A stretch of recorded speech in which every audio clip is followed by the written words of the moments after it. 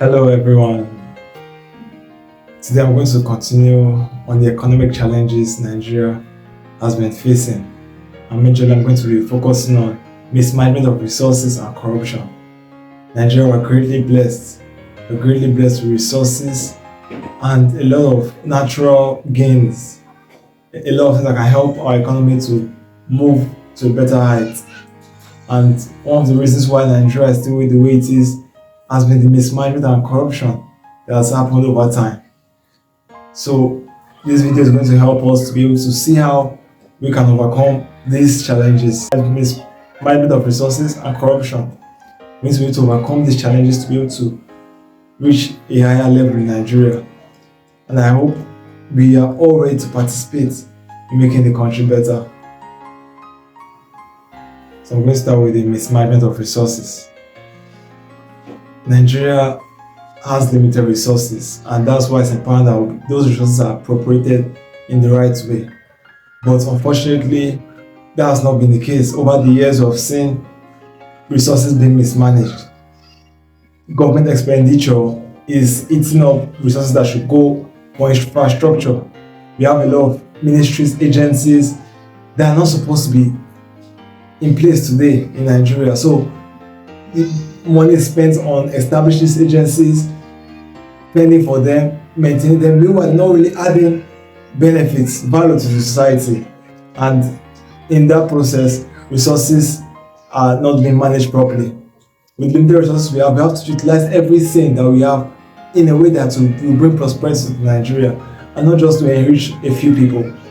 We have oil, we have gold, we have iron, we have different things that are of great benefit in the world today, but how are they being utilized? So we need to learn to manage our resources properly. Instead of current expenditure, let's focus on capital expenditures that will help us to have infrastructure that can help this country to be stronger. Our money will not be misappropriated for unnecessary projects that ought not to be. There are a lot of uncompleted projects currently in Nigeria. That's also mismanagement of resources. This money can be used to be focused in a way that it will only be used for necessary things, necessary projects, or we can be used to build infrastructure that Nigeria currently really needs. So if we keep expending money on things that we ought not to expend, we will lose resources, and then to cater for the needs of the ordinary Nigerians will become a problem. Resource mismanagement has really affected Nigeria. Nigeria borrows a lot, yet we do not get the real value for that amount borrowed. The government has to now re-strategize on how we can utilize our limited resources in a way that it will benefit all of Nigeria. Corruption. There's a report from a reputable publisher. Since 1960 to 2023, $30 trillion has been stolen from the treasury of Nigeria. $30 trillion. What's the amount that have done for this country? It's incredible. But this money has been stolen from Nigeria. How has it been stolen? Loosed government accounts, loosed government allocations. The officials have stolen a lot over time, some of the officials, which has also helped in that economic growth in Nigeria. When those who are supposed to be upholding economic strength, the economic power of Nigeria, are the ones trying to eat up Nigeria, eat up the goods of Nigeria, how will the country survive? We can see the protest that just happened. We see people clamoring, agitating, because this has eaten too deep. People suffer because of the wrongs. We can't keep living these greedy lifestyles. We can't live as greedy people when there are a lot of things that need to be taken care of. Our Nigeria could have been great if only we are patriotic, if only citizens will do the right things and not seek only their good, but seek the good of others. Oil that is supposed to be an asset to Nigeria, which God has blessed us with, has become like a cost to Nigeria because the amount of corruption in that sector is so much. Money that should have been used for public good has been used to benefit some private individuals. And that's why the protest is called for. Things can't just keep going in the same manner that has been going, and people expect, or those in the highest positions expect people to just relax. Why will some people enjoy the benefits of something that's meant for everyone? So you see that corruption has eaten so deep and it needs to be changed. There's some steps that needs to be taken by the government. I will look at it, I will look at them step by step. Let's look at the tax. The tax system in Nigeria is poor. Some people pay taxes, some people don't. A person may want to pay and may not be able to pay because the mechanism to enforce taxation, to enforce people paying taxes in Nigeria is not so good. Access to payment of tax should be made easy for everyone because the government needs the money, the revenue to be able to boost the economy. Also, it should be made easy for everyone. Let the process be so seamless so that everyone can participate. And then the rigid method of enforcement should be put in place. Let it be possible for people to enforce, the authorities to enforce collection of tax easily and efficiently. This is a computerized generation, a computerized age. A lot of things can be done easily through the computer. And these things can be set in place. We need to cut down inflation rate as well. Inflation has eaten deep into the economy. Price of goods, services going higher because of inflation. And this inflation are caused by other things. Insecurity, lack of infrastructure to produce efficiently and effectively, lack of support for small businesses.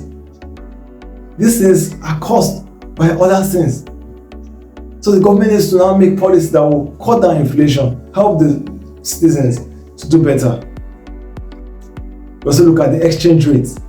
The exchange rate in Nigeria right now, especially against the universally acceptable currencies, is not very good. We need to start boosting our exports, boosting our production level in this country.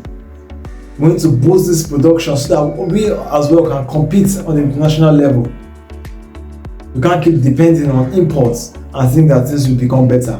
We need to now depend on our own products, on our own services. Why should other people supply what we can produce? Let's start focusing on maximizing our potentials and reduce our imports. Also, we need basic infrastructure in Nigeria. We need electricity, we need water, we need good housing. These are things that will help the economy in general, so that there will be enough. So we need to improve our electricity, improve infrastructure, so that the businesses can thrive. People want to invest in Nigeria because we have good infrastructure.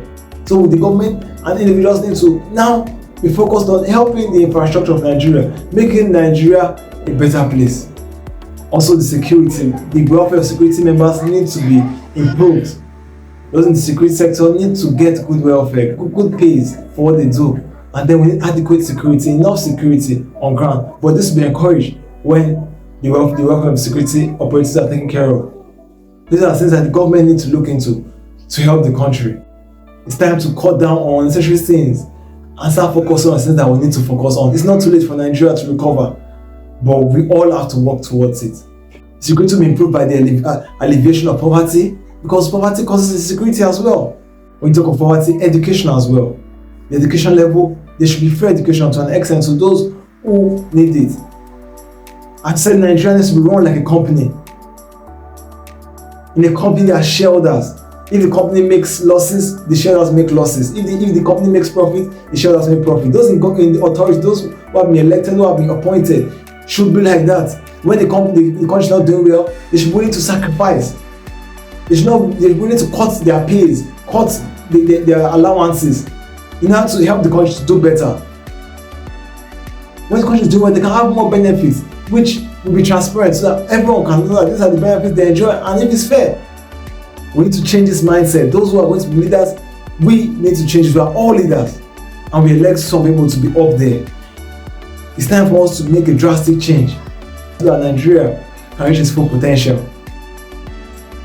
In Luke 14, 28-30, the Bible says, "For which of you, intends to build a tower does not sit down first and count the cost, whether he has enough to finish it.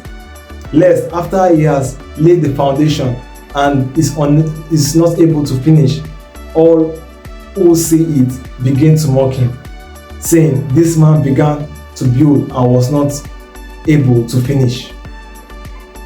Before we can make this country better, we need to count the cost and we need to make the right structure. I'm saying this now, but we need to do something about it. We need to minimize things that we ought not to have. We need to start focusing on how we can improve the country. How we can improve the economy of this country is improvable. We have a large economy. We need to just utilize the potentials we have. It all comes to all of us. We all have an obligation. We all have a duty in this regard. The level between rich and poor is on the extreme side. They are on the extremes. And only few, maybe in the middle. Let's focus on everyone. That's how Nigeria can be better. This is very important. I want you not to take it for granted.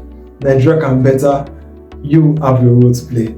Thank you for watching. Share. Subscribe if you haven't. Bye.